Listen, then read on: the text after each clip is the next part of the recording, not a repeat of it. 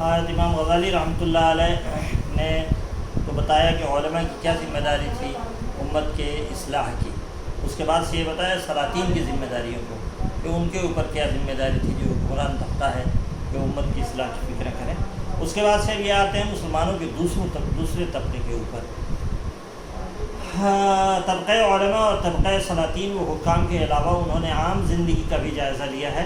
اس میں جس قدر غیر دینی عناصر بدعات و منکرات مغالطے اور خود فریبیاں داخل ہو گئی ہیں ان کی تنقید کی ہے. احیاء العلوم کے مطالعے سے معلوم ہوتا ہے کہ علمی اشتغال یعنی علمی مشغولی اور عالمانہ زندگی کے باوجود وہ اس وقت کی سوسائٹی اور عام زندگی سے واقف ہیں اور ان کا زندگی کا مطالعہ بڑا وسیع اور ہماگیر ہے، یعنی کافی پھیلا ہوا. ہماگیر کا مطلب کافی وسیع، کافی پھیلا ہوا.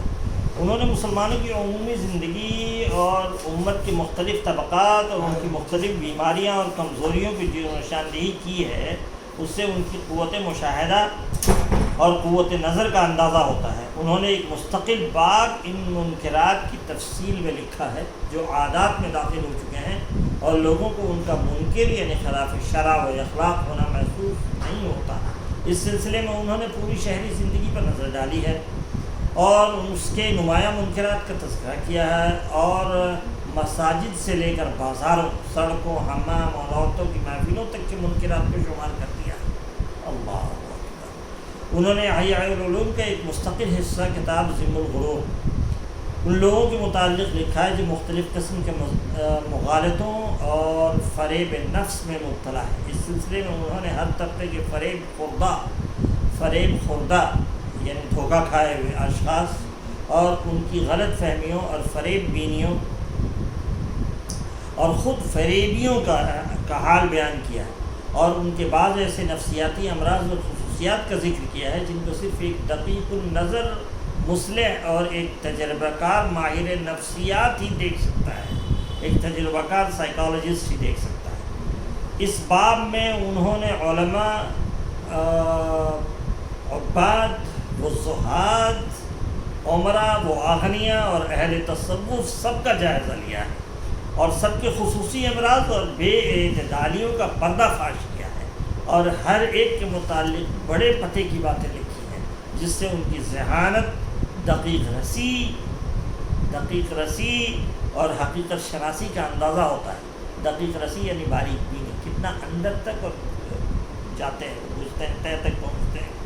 ان کے زمانے کے علماء نے جن علوم کے اشتغال میں یعنی مشغولی میں حد سے تجاوز کر رکھا تھا، مثلا فقہی جزیات و خلافیات، علم کلام و مباحثہ و مجادلہ، وعظ و تذکیر، علم حدیث اور اس کے متعلقات، نحو و لغت، شعر و مفردات کی تحقیق و حفظ میں غلو و مبالغہ اور زاہدوں کے ملفوظات و حالات کے یاد رکھنے پر اکتفا، ان سب پر انہوں نے تنقید کی اور ان کو اپنے ان مضامین کے بارے میں جو غلط فہمی اور خوشگمانی تھی اس کی تحقیق کی اور حقیقت حال بیان کی اور آخر میں اپنا یہ تجربہ بیان کیا جو بالکل قرین قیاس ہے کہ دنیاوی علوم مثلا طب و حساب اور صنعتوں کے علم میں اس قدر خوشگمانی اور خود فریبی نہیں ہے جتنی علوم شرعیہ میں ہے. اس لیے کہ کسی شخص کا یہ خیال نہیں ہے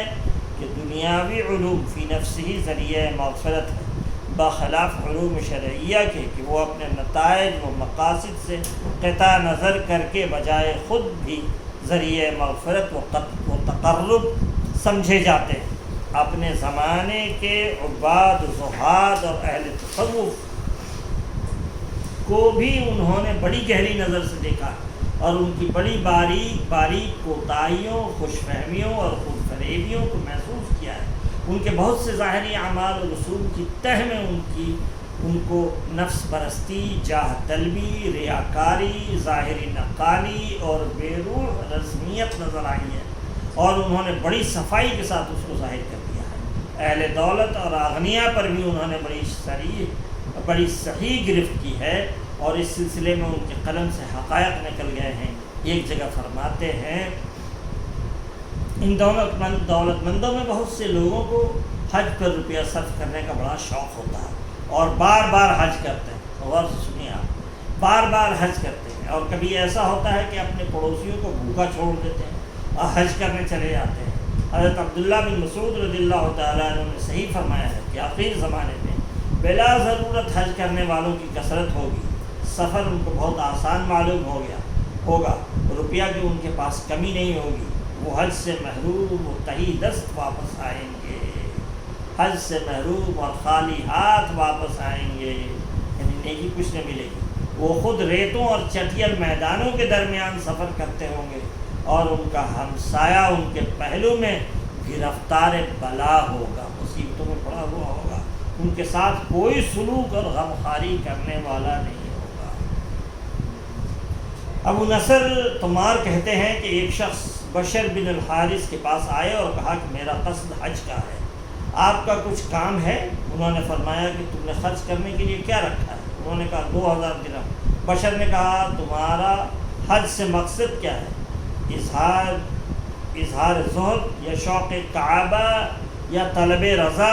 اس نے کہا کہ طلب رضا۔ انہوں نے فرمایا کہ اچھا، اگر میں تمہیں ایسی تدبیر بتلاؤں کہ تم گھر بیٹھے اللہ کی رضا حاصل کر لو، اور تم یہ 2000 درہم خرچ کر دو، اور تم کو یقین ہو کہ اللہ کی رضا حاصل ہوگی، تو کیا تم اس کے لیے تیار ہو؟ اس نے کہا بخوشی۔ فرمایا کہ اچھا، پھر جاؤ اس مال کو ایسے 10 آدمیوں کو دے آؤ جو مقروض ہیں، وہ اس سے اپنا قرضہ ادا کرتے ہیں، فقیر اپنی حالت درست کرے، صاحب عیال اپنے بال بچوں کا سامان کرے، یتیم کا منتظم یتیم کو کچھ دے کر اس کا دل خوش کرے، اگر تمہاری طبیعت گوارا کرے تو ایک ہی کو پورا مال دے آؤ، اس لیے کہ مسلمان کے دل کو خوش کرنا، بے کس کی امداد، کسی کی مصیبت دور کرنا، کمزور کی اعانت 100 نفلی حجوں سے افضل ہے۔ جاؤ، جیسا میں نے تم سے کہا ویسا ہی کر کے آؤ، ورنہ اپنے دل کی بات ہم سے کہہ دو۔ اس نے کہا کہ شیخ سچی بات یہ ہے کہ سفر کا رجحان غالب ہے۔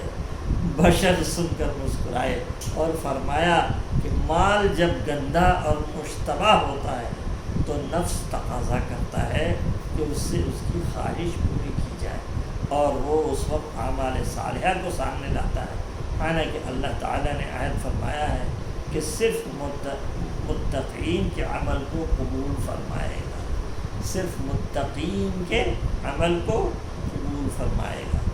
دولت مندوں کا ایک گروہ بربنائے بخل کی وجہ سے دولت کی حفاظت میں مشغول رہتا ہے، اور ایسی بدنی عبادات سے اس کو دلچسپی ہوتی ہے جس میں کچھ خرچ نہیں، مثلا دن کا روزہ۔ یہ بڑی زبردست بات کہی ہے۔ دولت مندوں کا ایک گروہ بربنائے بخل کی وجہ سے دولت کی حفاظت میں مشغول رہتا ہے، اور ایسی بدنی یعنی جسمانی عبادت سے اس کو دلچسپی ہوتی ہے جس میں کچھ مال خرچ نہیں ہوتا، مثلا دن کا روزہ، رات کی عبادت اور ختم قرآن۔ وہ بھی فریب میں مبتلا ہے، اس لیے کہ مہلک بخل ان کے باطن پر مستولی ہے، اور اس کے اظہارے کے لیے مال کے خرچ کرنے کی ضرورت ہے، لیکن وہ ایسے اعمال میں مشغول ہیں جن کی ان کو کوئی خاص ضرورت نہیں۔ اس کی مثال ایسی ہے کہ ایک شخص کے کپڑے کے اندر سانپ گھس گیا ہے اور اس کا کام تمام ہونے والا ہے، اور وہ سنگجین کے تیار کرنے میں مشغول ہے تاکہ سفرا کو تسکین ہو جائے، حالانکہ جو سانپ کا مارا ہے اس کو سنگجبین کی ضرورت کب پڑے گی۔ بشر سے کسی نے کہا کہ فلاں دولت مند کثرت سے روزہ رکھتا ہے اور نمازیں پڑھتا ہے۔ انہوں نے فرمایا کہ بیچارہ اپنا کام چھوڑ کر دوسروں کے کام میں مشغول ہے، اس کے مناسب حال تو یہ تھا کہ بھوکوں کو کھانا کھلاتا، مساکین پر خرچ کرتا، یہ اس سے افضل تھا کہ اپنے نفس کو بھوکا رکھتا اور اپنے لیے نفلی نمازیں پڑھتا، اور ساتھ ہی ساتھ دنیا بھی سمیٹنے میں مشغول ہے اور فقیر کو محروم رکھتا ہے۔ عوام کے امراض اور خود فریبیوں کا ذکر کرتے ہوئے لکھتے ہیں، عوام دولت مندوں اور فقراء میں سے کچھ لوگ ہیں جن کو مجالس واعظ کی شرکت سے دھوکہ لگا ہے، ان کا اعتقاد ہے کہ محض ان مجالس میں شرکت کافی ہے، انہوں نے اس کو ایک معمول بنا لیا ہے۔ وہ سمجھتے ہیں کہ عمل اور نصیحت پذیری کے بغیر بھی محض مجلس واعظ میں شرکت باعث اجر ہے۔ وہ بڑے دھوکے میں مبتلا ہے، اس لیے کہ مجلس واعظ کی فضیلت محض اس لیے ہے کہ اس سے خیر کی ترغیب ہوتی ہے۔ اگر اس سے خیر کی آمادگی اور اس کا جذبہ نہیں پیدا ہوتا تو اس میں کچھ خیر نہیں۔ رغبت بھی اس لیے محمود ہے کہ وہ عمل کی محرک ہے، عمل کے اوپر ابھارنے والی ہے۔ اگر اس میں عمل پر آمادہ کرنے کی قوت نہیں تو اس میں بھی کوئی خیر نہیں۔ جو چیز کسی مقصد کا ذریعہ ہوتی ہے اس کی قیمت محض مقصد کا ذریعہ ہونے کی وجہ سے ہے۔ اگر وہ مقصد اس سے پورا نہ ہو تو وہ بے قیمت ہے۔ کبھی واعظ سے مجلس واعظ اور گریا و بکا مطلب رونے دھونے۔ کبھی واعظ سے مجلس واعظ اور گریا و بکا کی فضیلتیں سن کر اس کا دھوکہ ہوتا ہے۔ کبھی کبھی اس پر عورتوں کی طرح ایسی رقت طاری ہوتی ہے اور وہ رونے لگتا ہے، لیکن عزم کا کہیں پتہ نہیں ہوتا۔ کبھی کوئی ڈرانے والی بات سنتا ہے اور وہ تالیاں پیٹتا ہے اور کہتا ہے کہ الہی توبہ، خدایا تیری پناہ، اور وہ سمجھتا ہے کہ اس نے حق ادا کر دیا، حالانکہ وہ دھوکے میں ہے۔ اس کی مثال اس مریض کی سی ہے جو کسی طبیب کے مطب میں بیٹھا ہے اور نسخے سنتا رہتا ہے لیکن اس سے اس کو صحت نہیں ہو سکتی، یا ایک بھوکا آدمی کسی سے کھانے کے انواع و اقسام کی فہرست سنتا ہے، اس سے اس کی بھوک نہیں مٹ سکتی اور اس کا پیٹ نہیں بھر سکتا۔ اسی طرح سے طاعات و اعمال کی تشریح و تفصیل کا سنتے رہنا اللہ کے ہاں کچھ کام نہیں آئے گا۔ اسی طرح سے ہر واعظ جو تمہاری حالت میں ایسا تغیر نہ پیدا کرے جس سے تمہارے اعمال میں تغیر ہو جائے، تبدیلی آ جائے، اور اللہ تبارک و تعالیٰ کی طرف انابت، اللہ تعالیٰ کی طرف رجوع، قوی ہو یا ضعیف پیدا ہو، کمزور ہی ہو لیکن اللہ کی طرف جھکنے کی ایک کیفیت پیدا ہو جس واعظ و تقریر سے، وہ مناسب ہے۔ اور دنیا سے بے رغبتی اور اعراض یعنی دوری پیدا ہو، وہ واعظ تمہارے لیے بہتر ہے، اور جس میں یہ کیفیت پیدا نہ ہو وہ واعظ تمہارے خلاف ایک دلیل کا کام دے گا۔ اگر تم خالی خولی واعظ کو وسیلہ نجات اور ذریعہ مغفرت سمجھتے ہو تو تم دھوکے میں پڑے ہوئے ہو۔ آج اتنے۔ اللہ تعالیٰ ہم سب